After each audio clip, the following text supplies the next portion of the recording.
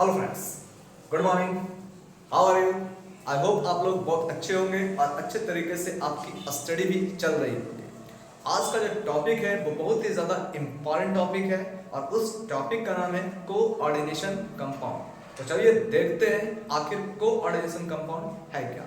लेकिन इससे पहले हमें थोड़ा सा डिस्कस जो है वो सॉल्ट पर करना होगा। तो चलिए पहले देख लेते हैं कि आखिर सॉल्ट क्या है, उसके बाद हम लोग डिस्कस करेंगे कि आखिर कोऑर्डिनेशन कंपाउंड किसे कहते हैं। क्योंकि जब तक आप सॉल्ट के बारे में डिस्कस नहीं कर पाइएगा, नहीं जान पाइएगा, तब तक कोऑर्डिनेशन कंपाउंड को डिफाइन करना, उसके बारे में जानना ये इजी नहीं होगा। तो चलिए देखते हैं कोऑर्डिनेशन कंपाउंड और उसके साथ साथ सॉल्ट के बारे में। तो इसे समझने के लिए सबसे पहले हमें सॉल्ट के बारे में जानना होगा।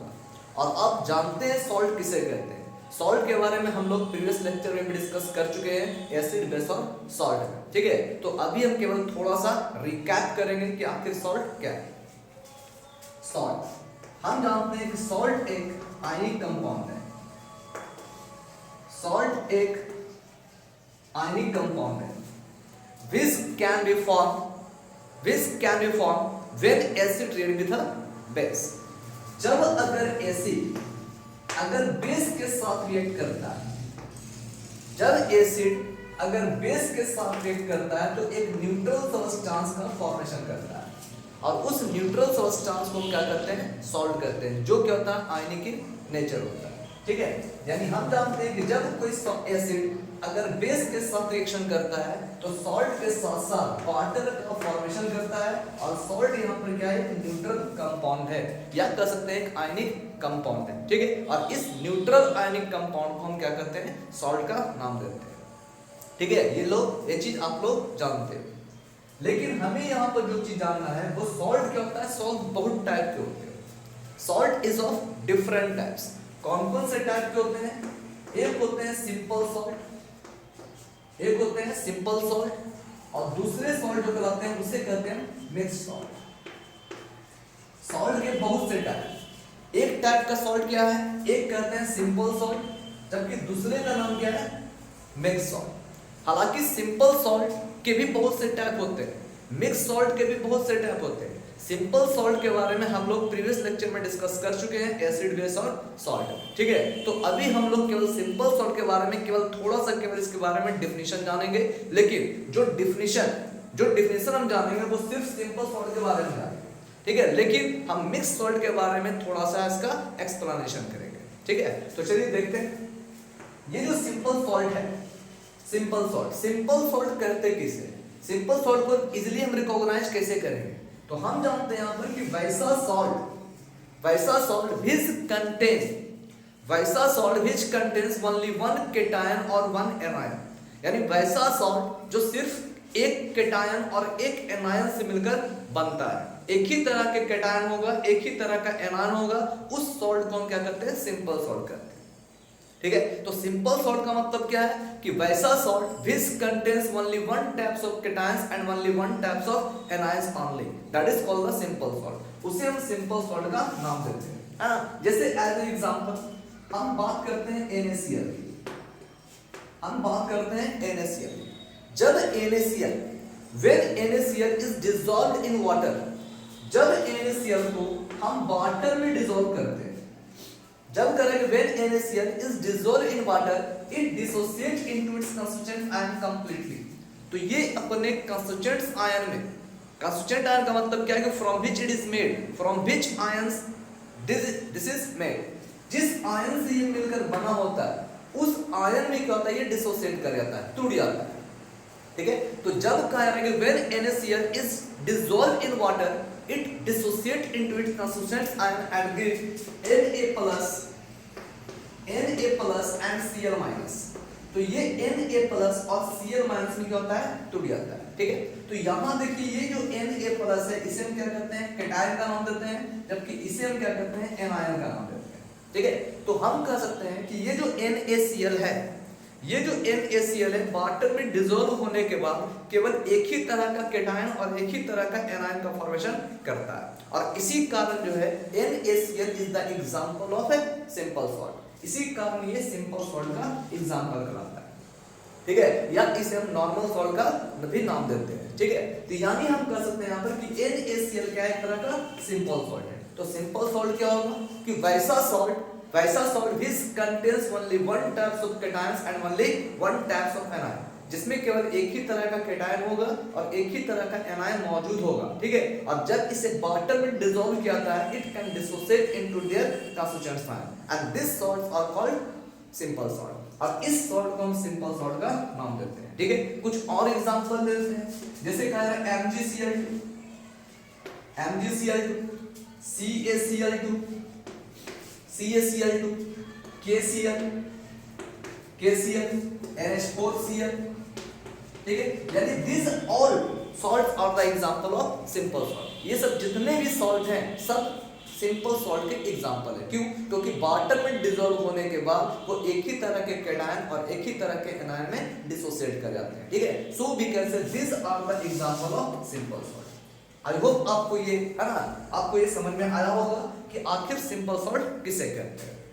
ठीक है, तो सिंपल सॉल्ट को रिकॉग्नाइज करना बहुत ही इजी, जिस सॉल्ट में केवल एक कैटायन हो और एक ही तरह का एनायन मौजूद होता है उस सॉल्ट को हम क्या करते हैं, सिंपल सॉल्ट का नाम देते हैं। ठीक है, चलिए अब हम बात करते हैं मिक्स सॉल्ट।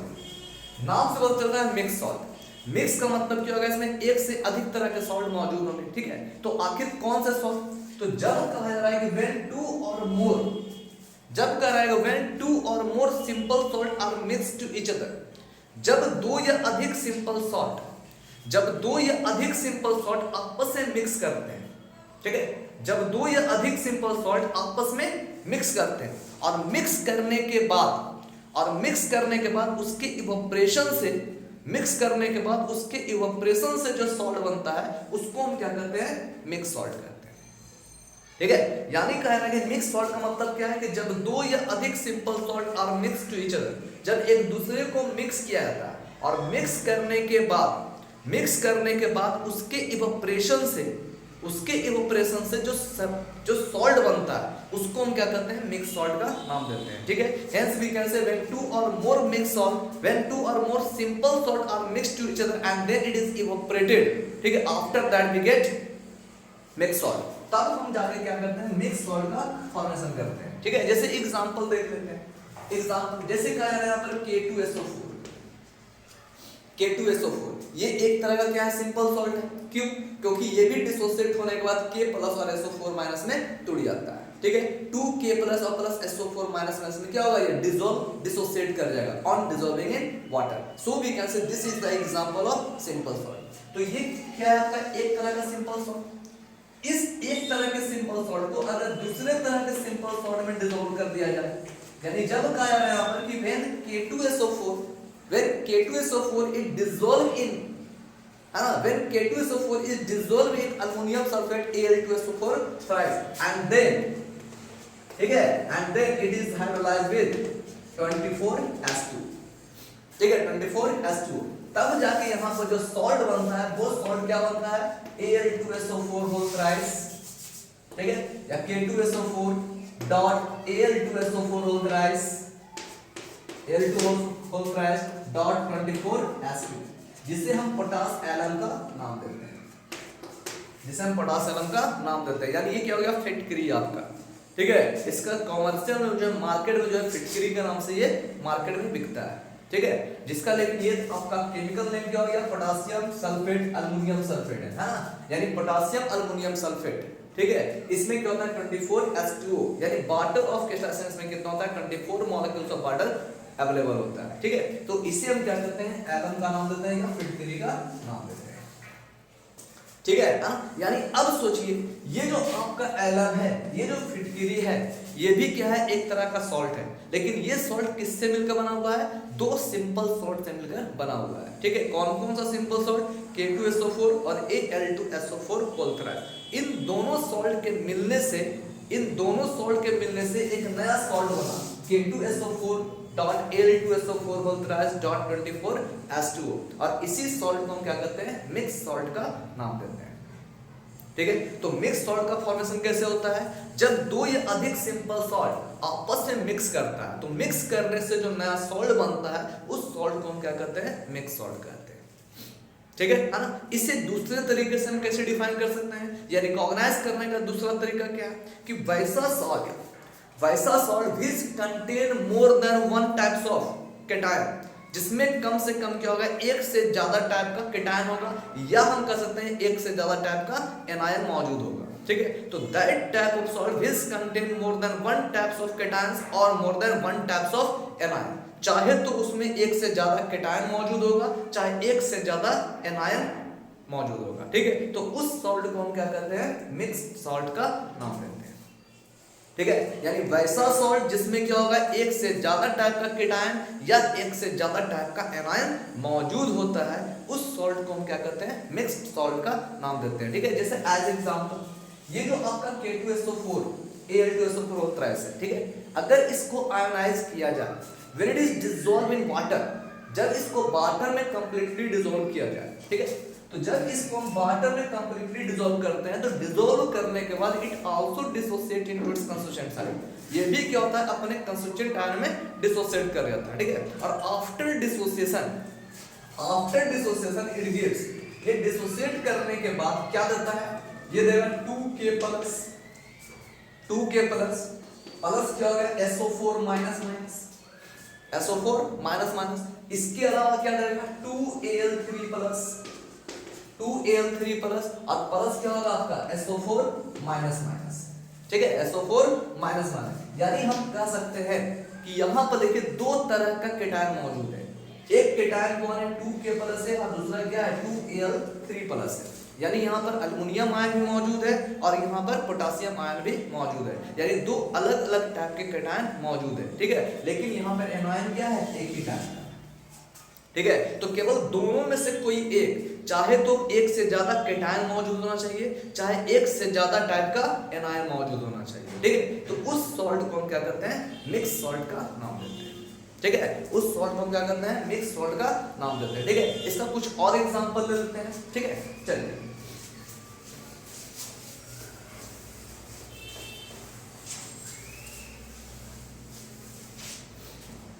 इसका कुछ और एग्जांपल ले लेते हैं। ठीक है, वो एग्जांपल देखिए क्या है, जैसे दिया हुआ है FeSO4, ठीक है, FeSO4, ठीक है, हम क्या ले लेते हैं फिर NH4 whole twice SO4 plus क्या होता है 6H2, इससे जो सॉल्ट बनता है उस सॉल्ट का क्या होता है, ferrous ammonium sulphate, FeSO4 dot NH4 whole twice SO4 dot 6H2, जिसे हम मोर सॉल्ट का नाम देते हैं, इसे हम मोर सॉल्ट का नाम देते हैं, फेरस अमोनियम सल्फेट। ठीक है, इसे हम मोर सॉल्ट का नाम देते हैं। यानी इसमें अगर बात किया जाए, तो इसमें देखिए Fe, अगर इस सॉल्ट को वाटर में डिसॉल्व किया जाए, तो on dissolving in water it also dissociate into it's constituent ion and give Fe2+। ये क्या होगा, Fe2+, प्लस क्या हो जाएगा SO4 minus, after that it also dissociate into it's constituent and give 2NH4 plus क्या हो जाएगा SO4 माइनस। ठीक है, प्लस SO4 माइनस, यानी यहां पर भी क्या है, दो अलग अलग टाइप्स का केटायन मौजूद है। ठीक है, तो जब एक से ज्यादा टाइप का केटायन मौजूद हो या एक से ज्यादा टाइप का एनायन मौजूद हो, उस सॉल्ट को हम क्या कहते हैं, मिक्स्ड सॉल्ट का नाम देते हैं। ठीक है, तो वैसा salt which contain more than one types of cation और more than one types of anion, चाहे तो एक से ज्यादा टाइप का केटायन मौजूद होगा, चाहे तो एक से ज्यादा टाइप का एनायन मौजूद होगा। ठीक है, उस सॉल्ट को हम क्या कहते हैं, मिक्स्ड सॉल्ट का नाम देते हैं। ठीक है, अब हमें ये जानना है टाइप्स ऑफ मिक्स सॉल्ट के बारे में जानना है। ठीक है, आखिर टाइप्स ऑफ मिक्स सॉल्ट का मतलब क्या है। ठीक है, कितने टाइप्स के मिक्स सॉल्ट होते हैं। ठीक है, हालांकि सिंपल सॉल्ट के बारे में, सिंपल सॉल्ट के बहुत से टाइप होते हैं, सिंपल सॉल्ट के भी बहुत से टाइप होते हैं। ठीक है, जैसे दिया हुआ है आपका नॉर्मल सॉल्ट है, तो नॉर्मल सॉल्ट बहुत टाइप्स के होते हैं। ठीक है, आपका दिया हुआ है एसिडिक सॉल्ट है, एल्काइली सॉल्ट है, न्यूट्रल सॉल्ट है। ठीक है, एसिडिक सॉल्ट होते हैं, बेसिक सॉल्ट होते हैं, बहुत तरह के सॉल्ट होते हैं, जिसके बारे में हम लोग डिस्कस कर चुके हैं, एसिड बेस और सॉल्ट। ठीक है, लेकिन आज जो है हम लोग केवल डिस्कस करेंगे केवल मिक्स सॉल्ट के बारे में और कोएडेंशियल कंपाउंड के बारे में। ठीक है, तो चलिए अब देखते हैं types of mix salt, types of mixed salt. Mix salt, mix salt जो होता है वो दो टाइप के, मिक्स सॉल्ट जो होते हैं वो दो टाइप के, ठीक है। कौन कौन टाइप के? एक टाइप जो होते हैं उसके करते हैं हम डबल सॉल्ट, ठीक है, इसे करते हैं हम डबल सॉल्ट, ठीक है। दूसरे कर रहे हैं कॉम्प्लेक्स सॉल्ट भी कर सकते हैं इसे हम कॉम्प्लेक्स सॉल्ट का नाम देते हैं, ठीक है। एक आपका डबल सॉल्ट और दूसरा आपका क्या है?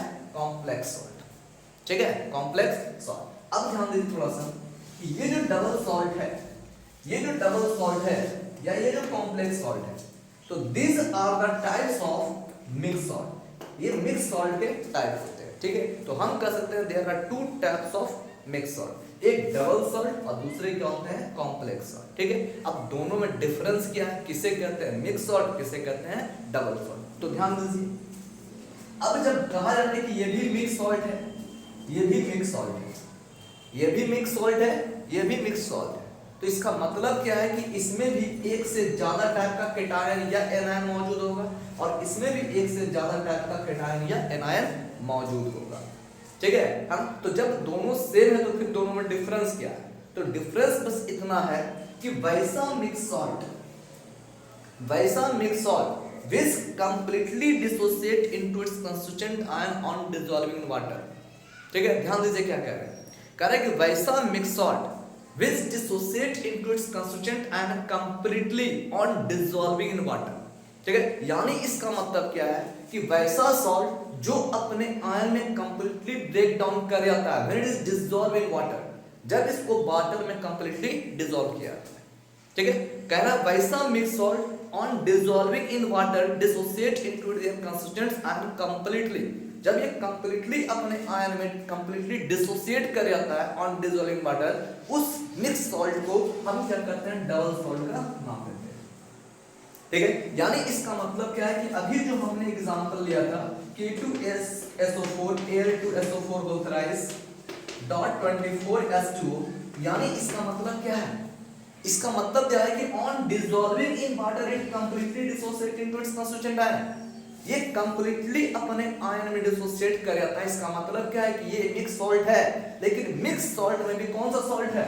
तो डबल सॉल्ट है, ठीक है। क्यों? क्योंकि डबल सॉल्ट हम उसे कहते हैं कि वैसा सॉल्ट, वैसा mixed salt which dissociate into its constituent and completely on dissolving in water, जिसे वाटर में डिसॉल्व करने के बाद ये कंप्लीटली अपने आयन में क्या होता है? डिसोसिएट कर जाता है, ठीक है। उस मिक्स्ड सॉल्ट को हम डबल सॉल्ट का नाम देते हैं, ठीक है। तो अभी मैंने मोर सॉल्ट का भी एग्जांपल दिया था FeSO4 NH4 whole twice SO4.6H2, है ना। It is also the example of double salt, ये भी डबल सॉल्ट का ही एग्जांपल है, ठीक है। ये भी डबल सॉल्ट का ही एग्जांपल है। क्यों? क्योंकि on dissolving water it completely dissociate into its constituents ion, ठीक है, on dissolving in water, so we can say it is also the example of double salt, ये भी डबल सॉल्ट का ही एग्जांपल है। मिक्स्ड सॉल्ट है, mix salt है, लेकिन मिक्स सॉल्ट में भी क्या है? ये डबल सॉल्ट है, ठीक है। क्यों? क्योंकि ये कंप्लीटली वाटर में डिसॉल्व हो जाता है। तो जो वाटर में कंप्लीटली टूट जाए, डिसोसिएट कर जाए, अपने यहाँ से बिखर जाए वाटर में, है ना, डूब जाए, है ना, उसको हम क्या कहते हैं?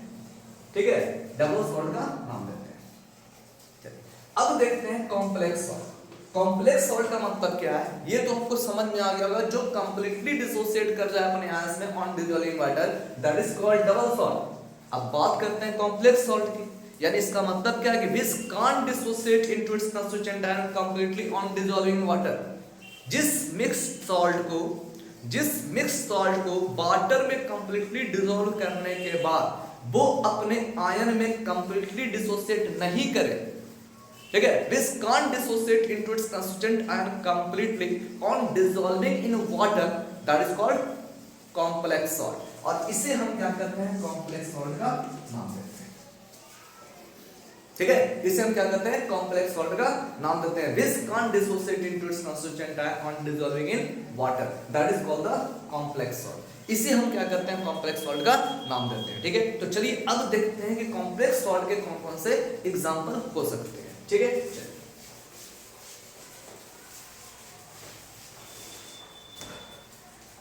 कॉम्प्लेक्स सॉल्ट, अब थोड़ा सा देखिए, कॉम्प्लेक्स सॉल्ट क्या एग्जाम्पल, क्योंकि हम जानते हैं कॉम्प्लेक्स सॉल्ट भी क्या है, एक तरह का मिक्स सॉल्ट है, ये भी क्या है, एक तरह का मिक्स सॉल्ट है।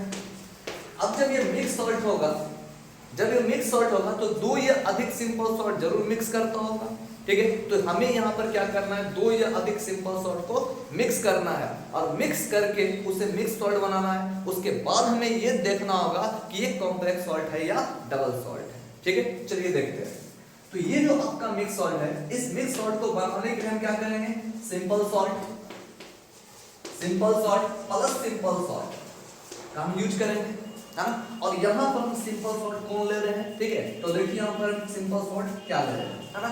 एक ले रहे हैं हम यहाँ पर FeCN2, ठीक है। एक हम ले लेते हैं क्या चीज, FeCN2, ठीक है। दूसरा हम क्या ले रहे हैं यहाँ पर 4KCN, ठीक है। अगर ये दोनों सॉल्ट को अगर हम मिला लें, अगर ये दोनों सॉल्ट को अगर हम मिक्स कर ले, मिक्स करने के बाद क्या बन जाएगा, FeCN whole twice dot 4KCN, ये आपका एक तरह का क्या बनेगा, मिक्स्ड सॉल्ट बन जाएगा, ठीक है। ये आपका क्या बनेगा, एक मिक्स सॉल्ट बन जाएगा, ठीक है। अब ध्यान दें, जब ये एक तरह का मिक्स सॉल्ट बन गया, अब इसको लिखने का दूसरा तरीका, इसको हम क्या करते हैं, थोड़ा सा चेंज करते हैं, ठीक है। इसको हम दूसरे तरीके से लिखते हैं थोड़ा सा, ठीक है। केवल इसको थोड़ा सा हम इसका स्ट्रक्चर खाली चेंज कर रहे हैं, ठीक है। ध्यान दीजिए, तो अगर FeCN होल ट्वाइस है प्लस क्या है 4KCN, अगर इन दोनों को हम मिक्स किए, दोनों सिंपल सॉल्ट, जब दोनों को अगर हम मिला दिए तो क्या बन गया, मिक्स सॉल्ट। अब जब ये मिक्स सॉल्ट बना तो चाहे तो ये डबल सॉल्ट होगा, चाहे तो कॉम्प्लेक्स सॉल्ट होगा। अब हमें यही देखना है कि ये डबल सॉल्ट है या फिर मिक्स सॉल्ट, ठीक है, कॉम्प्लेक्स सॉल्ट है। चलिए देखिए, इसे लिखने का दूसरा तरीका, हम यहाँ क्या लिख रहे हैं, FeCN होल 6, ठीक है। ये लिख रहे हैं FeCN होल 6, 4CN यहाँ पर है, हाँ।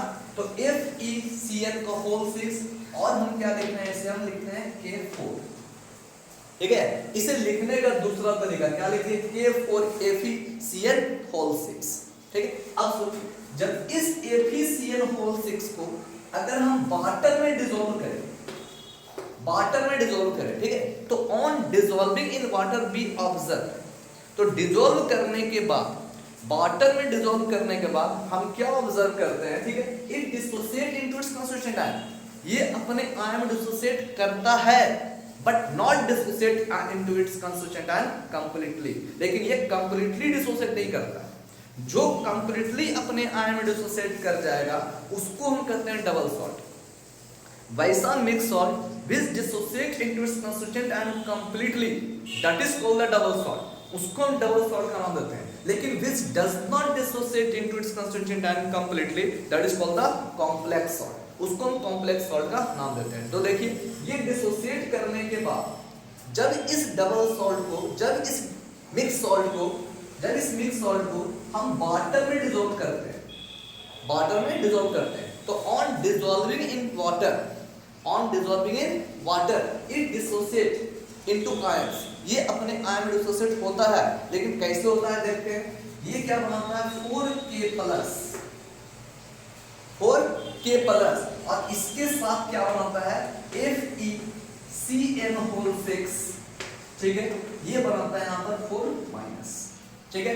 यानी इसका मतलब क्या है कि ये तो अपने आयन में टूट गया, ये तो अपने आयन में टूटा, लेकिन ये जो दिया हुआ है ये अपने आयन में कंप्लीटली डिसोसिएट नहीं कर रहा है, ठीक है।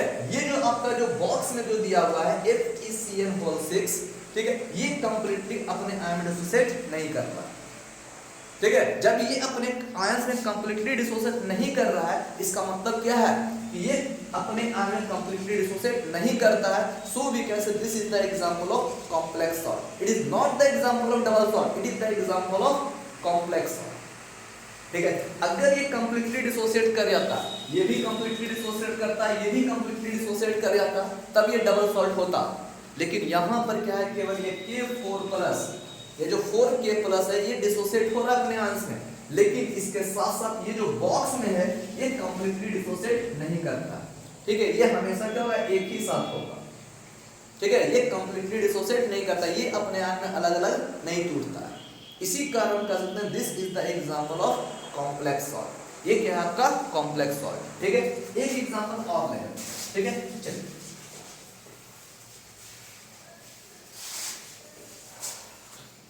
अब देखिए यहाँ पर एक एग्जांपल और ले लेते हैं। यहाँ आपका दिया हुआ है CuSO4।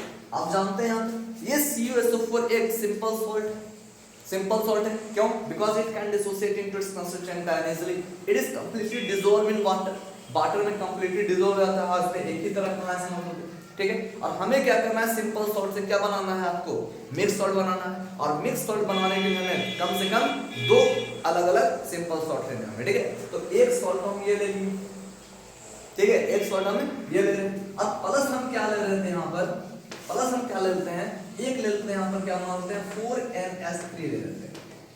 एक हम क्या ले लेते हैं 4NH3, ये सिंपल मॉलिक्यूल्स ले लेते हैं। ठीक है, सिंपल सॉल्ट और सिंपल मॉलिक्यूल्स। अब इन दोनों के मिलने से, ठीक है, इन दोनों के मिलने से जो नया कंपाउंड बन रहा है, वो नया कंपाउंड क्या बन रहा है, देखिए हम इसको लिख सकते हैं यहाँ पर CuSO4 डॉट 4NH3। अब इस 4NH3 को हम दूसरे तरीका से लिखेंगे। ठीक है, ये जो आपका दिया हुआ है CuSO4 डॉट 4NH3, इसे हम क्या करते हैं, इसका स्ट्रक्चर जो है दूसरे तरीका से हम ड्रॉ कर रहे हैं। ठीक है, देखिए यहाँ पर ये जो CuSO4 है, इसको लिख रहे हैं CuNH3 होल 4। ठीक है, NH3 होल 4। और ये क्या लिखा हुआ है SO4। ठीक है, यानी अब देखिए कि मतलब ये क्या बन गया, आपका एक तरह का सॉल्ट बन गया। ठीक है, ये क्या हो गया, आपका एक तरह का सॉल्ट बन गया। लेकिन अब हमें ये जानना है कि ये जो सॉल्ट है, ये डबल सॉल्ट है या फिर कॉम्प्लेक्स सॉल्ट है। ठीक है, अब कॉम्प्लेक्स सॉल्ट या डबल सॉल्ट को चेक करने के लिए we have to dissolve in water. इस सॉल्ट को हमें क्या करना होगा, वाटर में डिसॉल्व करना होगा। ठीक है, तो on dissolving in water we get, अब देखिए, अब इस सॉल्ट को हमें क्या करना है, वाटर में डिसॉल्व करना है। ठीक है, अब इस सॉल्ट को हम क्या करते हैं, वाटर में डिसॉल्व करते हैं। और on dissolving in water we get, क्या गेट करेंगे, देखिए यहाँ पर ये जो आपका CuNH3 होल 4 है, ठीक है, होल 4 है, ये क्या होता है, टूटने के बाद क्या होता है, ये आपका कोऑर्डिनेशन स्फीयर है ना, स्फीयर हो जाता है। यानी कहने का मतलब क्या है कि ये टूटता किस तरह से है, टूटने के बाद क्या होता है CuNH3 होल 4, ठीक है, +2, और ये क्या फॉर्म करता है, +SO4 माइनस 2 माइनस। ठीक है, यानी इसका मतलब क्या है कि ऑन डिसॉल्विंग इन वाटर में डिसॉल्व करने के बाद, ये वाटर में डिसॉल्व करने के बाद, ठीक है, ये अपने आयंस में कंप्लीटली डिसोसिएट नहीं कर रहा है। ठीक है, ये तो कंप्लीटली डिसोसिएट कर गया, ये तो वाटर में डिसॉल्व हो गया, लेकिन यहां देखिए ये जो आपका स्फीयर में है, ये जो आपका बॉक्स में जो कंपाउंड है, ये कंप्लीटली डिसोसिएट नहीं कर रहा है। इसका मतलब क्या है कि it is also dissociate into it's constituent and partially, not completely. ठीक है, ये कंप्लीटली आयन में डिसोसिएट नहीं कर रहा है, और जब ये कंप्लीटली अपने आयन में डिसोसिएट नहीं करेगा तो ये क्या कराएगा, कॉम्प्लेक्स सॉल्ट का एग्जांपल होगा। ठीक है, तो so we can say it is the example of complex salt, यानी ये कॉम्प्लेक्स सॉल्ट का एग्जांपल होगा। ठीक है, कॉम्प्लेक्स सॉल्ट का एग्जांपल होगा।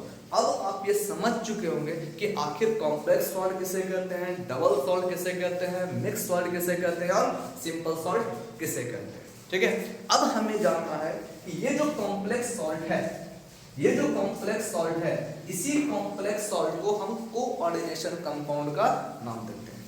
ठीक है, ये जो कॉम्प्लेक्स सॉल्ट बना, इस कॉम्प्लेक्स सॉल्ट को ही हम कोऑर्डिनेशन कंपाउंड का नाम देते हैं। अब ये जानना है कि इस कॉम्प्लेक्स सॉल्ट को हम कोऑर्डिनेशन कंपाउंड क्यों कहेंगे। ठीक है, चलिए, यानी इसका मतलब अब आप ये समझ चुके होंगे कि सबसे पहले हम आपको सॉल्ट के बारे में क्यों बताएं। ठीक है, क्योंकि इसी कोऑर्डिनेशन कंपाउंड, ये जो कोऑर्डिनेशन कंपाउंड है, ये कोऑर्डिनेशन कंपाउंड है क्या, एक तरह का कॉम्प्लेक्स कंपाउंड है। इसी कॉम्प्लेक्स सॉल्ट को ही हम कोऑर्डिनेशन कंपाउंड का नाम देते हैं। ठीक है, अब हम ये जानेंगे कि आखिर इस कॉम्प्लेक्स सॉल्ट को हम कोऑर्डिनेशन कंपाउंड क्यों कहते हैं। अब इसके बारे में हमें थोड़ा सा डिस्कस करना है। ठीक है, लेकिन उससे पहले भी हमें थोड़ा सा ये जानना है, इसके इंपॉर्टेंट टर्म्स के बारे में जानना है। ठीक है, ये जो कॉम्प्लेक्स सॉल्ट है, इस कॉम्प्लेक्स सॉल्ट के कुछ इंपॉर्टेंट टर्म्स के बारे में हमें जानना है। ठीक है, अब ये जानना है कि आखिर ये कॉम्प्लेक्स सॉल्ट जो है, ये जो कॉम्प्लेक्स सॉल्ट है, इस कॉम्प्लेक्स सॉल्ट में आखिर ये ब्रैकेट जो लिया गया है, बॉक्स जो लिया गया है, ये आखिर क्या क्या चीज इंडिकेट करता है, इसमें क्या क्या चीज मौजूद है, इसके बारे में हमको जानना होगा। ठीक है, इसके बाद हम ये जान लेंगे कि आखिर कोऑर्डिनेशन ऑफ अमाउंट क्या है। चलिए अब देखिए, अभी मैंने एक एग्जांपल दिया था K4 FeCN6, ठीक है। हाँ, अब जानना है आपका, ये जो जानना है कि आखिर हम जानते हैं कि यहाँ पर क्या है, ये एक कॉम्प्लेक्स सॉल्ट है, ये कॉम्प्लेक्स सॉल्ट है, ठीक है, ये कॉम्प्लेक्स सॉल्ट है, ठीक है। अब हमें जानना है यहाँ पर some important terms about the complex salt. इस कॉम्प्लेक्स सॉल्ट के कुछ इंपॉर्टेंट टर्म्स के बारे में जानना है, ठीक है, यानी सम इंपॉर्टेंट टर्म्स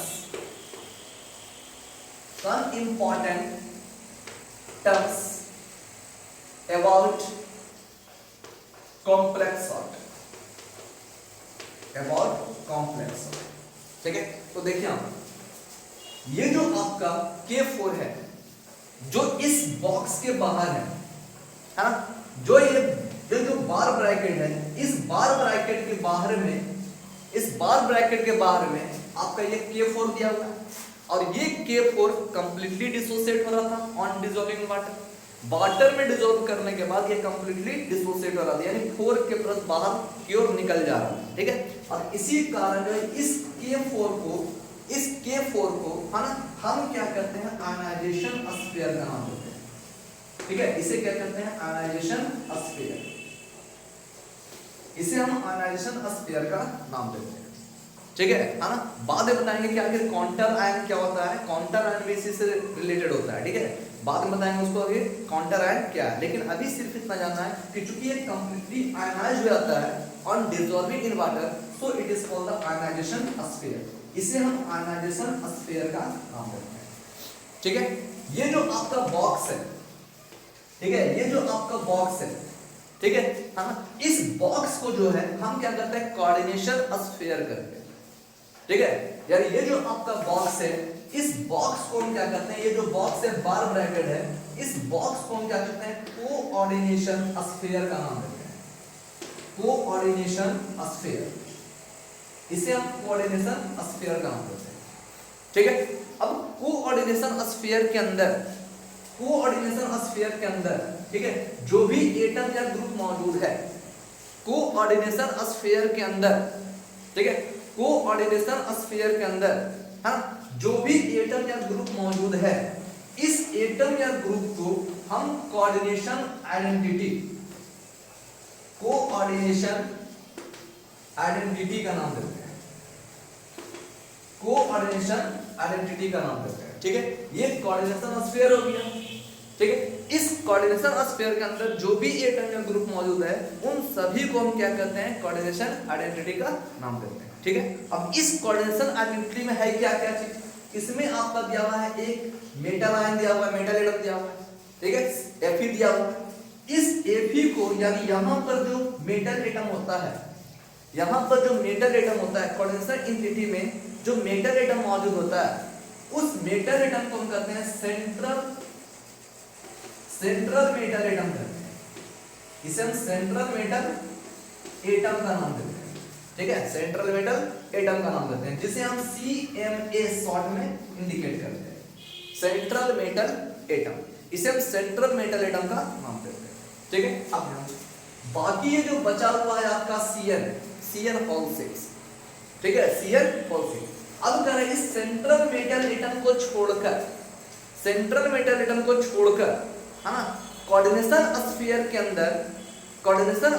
अंदर जो भी एटम या ग्रुप मौजूद होता है, on accepting central metal atom को छोड़कर कोऑर्डिनेशन स्फीयर के अंदर, ठीक है, कोऑर्डिनेशन स्फीयर के अंदर सेंट्रल मेटल एटम को छोड़कर कोऑर्डिनेशन आइडेंटिटी के रूप में जो भी एटम या ग्रुप मौजूद होता है, किसको छोड़कर, सेंट्रल मेटल एटम को छोड़कर कोऑर्डिनेशन स्फीयर के अंदर जो भी कोऑर्डिनेशन आइडेंटिटी मौजूद होता है, उस कोऑर्डिनेशन आइडेंटिटी को हम क्या कहते हैं, लिगेंड का नाम देते हैं, इसको क्या कहते हैं, लिगेंड का नाम देते हैं, ठीक है। यानी इसका मतलब क्या है कि इस सेंट्रल एटम को छोड़कर सेंट्रल मेटल एटम को छोड़कर जो भी अदर एटम या ग्रुप कोऑर्डिनेशन स्फीयर के अंदर मौजूद होता है, उस एटम या ग्रुप को हम लिगेंड्स का नाम देते हैं।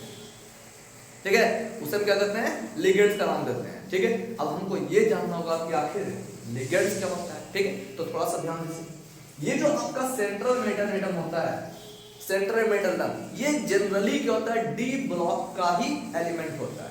ये जो सेंट्रल मेटल एटम होता है वो जनरली क्या होता है? डी ब्लॉक एलिमेंट होता है, डी ब्लॉक का एलिमेंट होता है। ठीक है, डी ब्लॉक का एलिमेंट होता है। और इस कोऑर्डिनेशन स्फीयर में इस सेंट्रल मेटल एटम यानी डी ब्लॉक एलिमेंट के अलावा इसको छोड़कर जो भी अदर एटम या ग्रुप मौजूद होता है, उस अदर एटम या ग्रुप को हम क्या करते हैं? लिगेंड्स का नाम देते हैं। ठीक है, तो अब हमें ये जानना होगा कि आखिर ये लिगेंड्स क्या होता है। ठीक है, तो चलिए देखते हैं कि आखिर ये लिगेंड्स क्या है। अब देखिए,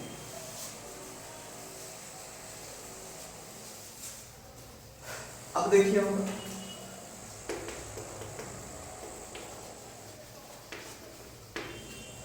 तो हम जानते हैं कि यहाँ पर ये जो Cn है वो क्या है? लिगेंड्स है। ठीक है, अब लिगेंड हम जानते हैं कि लिगेंड क्या है, तो ध्यान दीजिए। लिगेंड का मतलब होता है कि दैट एटम्स ग्रुप्स, है ना, वैसा एटम या group which donates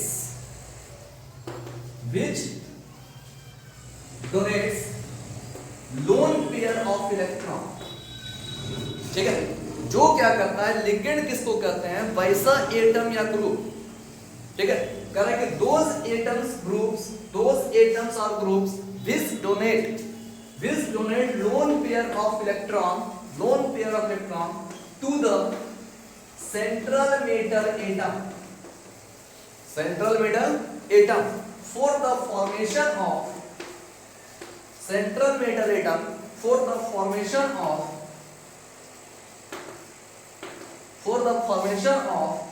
a coordinate bond।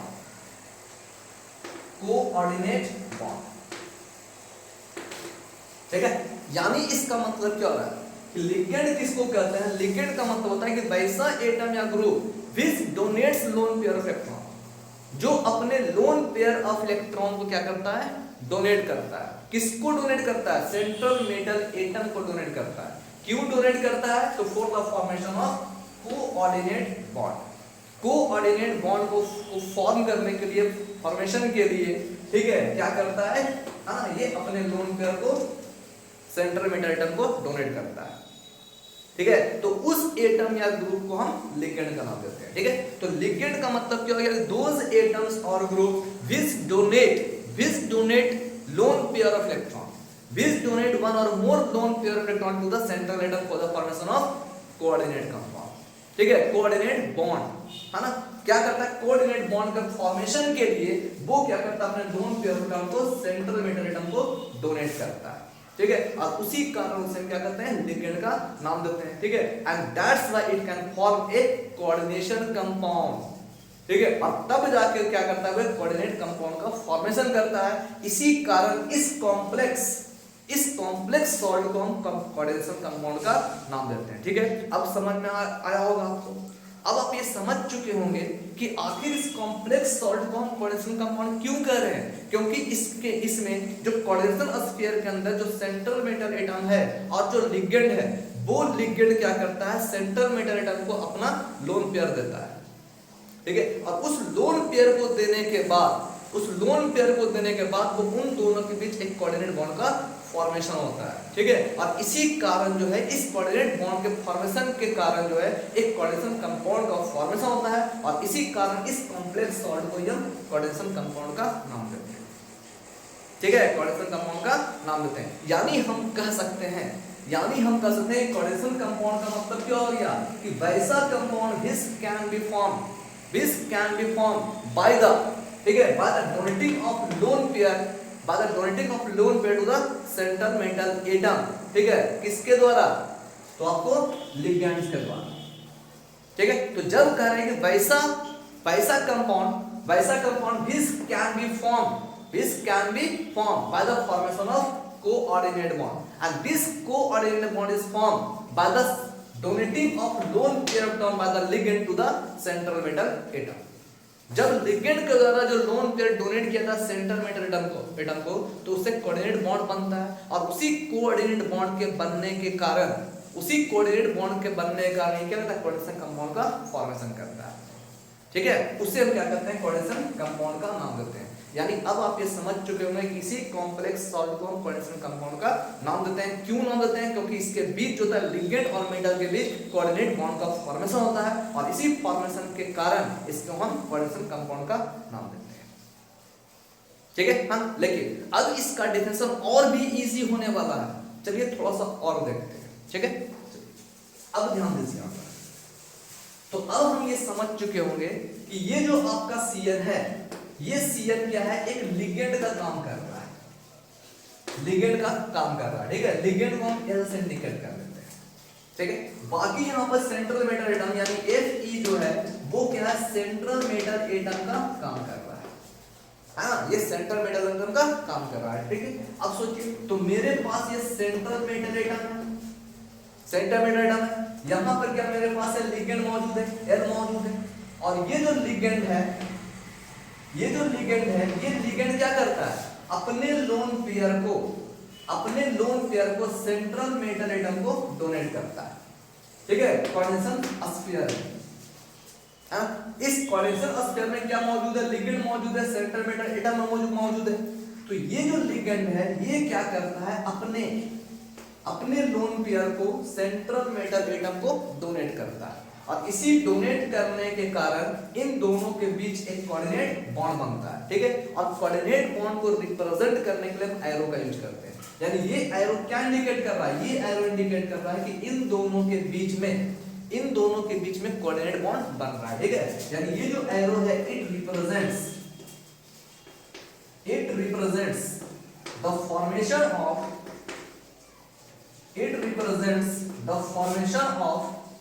Coordinate bond. ये कोऑर्डिनेट बॉन्ड के फॉर्मेशन को इंडिकेट कर रहा है। ठीक है, यानी यहां पर जो है क्या हो रहा है, कोऑर्डिनेट बॉन्ड का फॉर्मेशन हो रहा है। अब सोच लीजिए कि ये क्या करता है, इलेक्ट्रॉन को, है ना, एक लोन पेयर ऑफ इलेक्ट्रॉन को डोनेट कर रहा है, जबकि ये क्या कर रहा है, लोन पेयर इलेक्ट्रॉन को एक्सेप्ट कर रहा है। तो हम कह सकते हैं यहां पर कि ये क्या है, सेंट्रल मेटल एटम जो होता है वो लोन पेयर एक्सेप्टर है।